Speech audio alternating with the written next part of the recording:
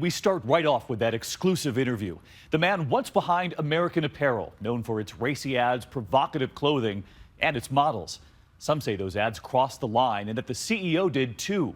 At work in his underwear. Even after he was gone, a video that suddenly went viral where he's not wearing any apparel, American or otherwise. Tonight he's fighting back right here, and whose side will you be on? Gio Benitez with the interview. It's a sunny day in California, and I journey to this castle to meet a banished prince. Good to see you. His name is Dov Charney, one of the most controversial and outrageous executives in corporate America. Is this where you get your inspiration from? Like this view here? I mean, Actually, make that ex-executive. See, Dov, the very bad boy of boxer briefs and deep VTs, was unceremoniously ousted last year from the garment giant American Apparel. Dov Charney ousted by the company's board yesterday after being terminated by a unanimous board decision. The company's board has fired him. And now, for the first time, he's ready to talk about it. there's everything, no holds barred here. This 10-bedroom bachelor pad doesn't look like the home of a pauper, but the exiled exec says he's flat broke. This doesn't exactly look like the kind of place where someone who's hurting would live, huh? Yeah, but yeah, it could hurt anywhere.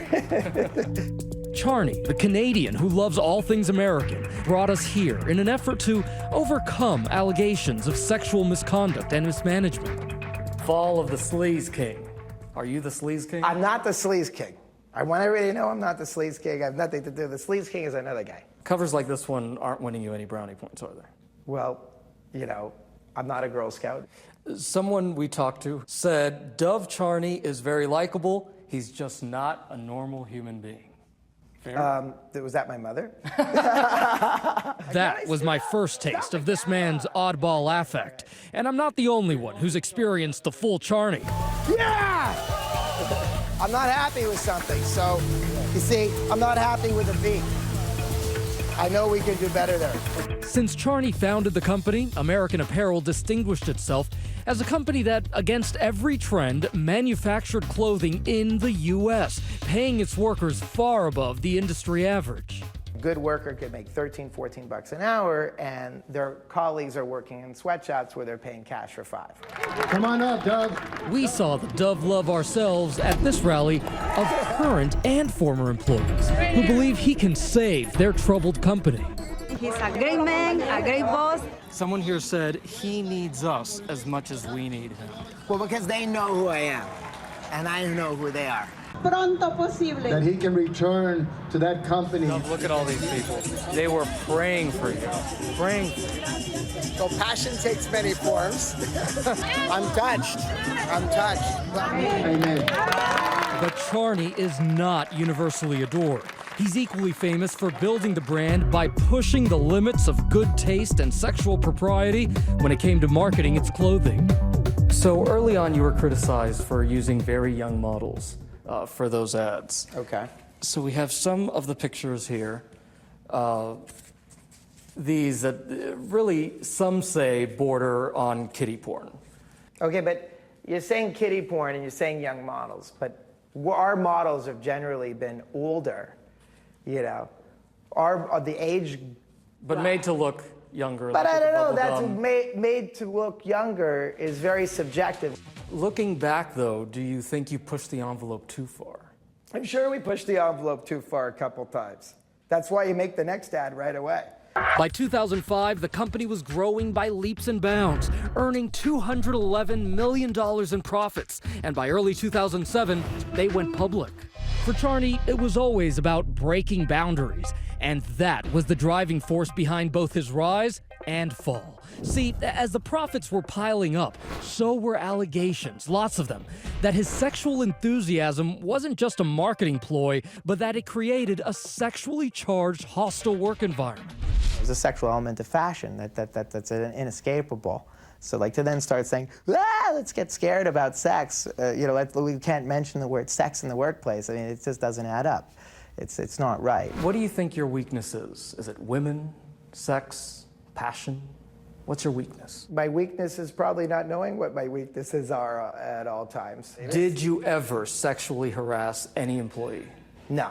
I've never engaged in any activities that could be characterized as sexual harassment. And yet, despite his denials, the headlines and court filings started raining down. They weren't all about sex, but many were. 2005, Charney is accused of ordering the hiring of women in whom he had a sexual interest, conducting job interviews in his underwear, and giving one of the plaintiffs a vibrator. 2008, a former employee claimed Charney ordered her to pretend to masturbate.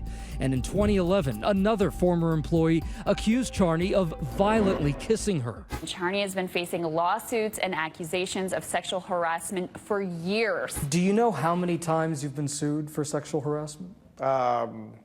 Maybe a dozen, maybe less. He became so notorious, even SNL spoofed him. You know, and if my employees don't like it, you know what? Sue me. The publicity you got, most notably for that lawsuit in 2011, in that case, an employee accused you of holding her prisoner in your apartment in Manhattan and forcing her to have sex with you. She sued for about $260 million. What happened in that case? What happened in that case? Okay, it's confidential. She lost on her sexual harassment lawsuit. Charney admits to sleeping with employees, but says everything was consensual. All those accusations are crap. There's allegations, whatever, and we've resolved them. None of these allegations were ever proven. Charney says some were settled, some dismissed. In any case, they were handled well enough for the company's board to let Dov keep being Dov for years. But then the bottom line started to bottom out. Experience of 2-3 years. Yeah, we lost a couple $100 million. And I never thought it would be such a difficult job. Then losses piled up, and by 2013, they were hemorrhaging money. Finally, the combination of red ink and blue headlines came to a head at a fateful board meeting last year in New York, when Dov's head was served on a platter, and 6 months later, I finally was out at Christmas 2014. Among the charges in your termination letter, you are accused of misusing company money, violating the company's sexual harassment policy, going so far as to offer significant severance packages to numerous former employees to ensure that your misconduct vis-a-vis these employees would not subject you to personal liability. Well, I think those accusations are completely false. it was an ignominious ouster for the brash entrepreneur, and the press had a field day. Dov Charney fired by the company's board of directors yesterday. Have you ever just started crying over what's happening? Yes. Yeah, no, it's ridiculous. I've been working 365 for 10 years, solid, okay, built a massive brand that captured the imagination of the world. And then to treat me like that, to throw me on the street, shame on them. Shame on them. That's my message to them. But like all great American success stories, he's determined to write a second act. We're gonna get it back. We're gonna get it back. I gotta be there. When we come back, Charney takes us deeper into his home, his bedroom, his master bath, where his secret plans are plastered on the walls. How is he plotting to return to power? It does make sense. I'm not crazy. I'm not. But would anybody take a chance on a guy doing this on camera? Stay with us.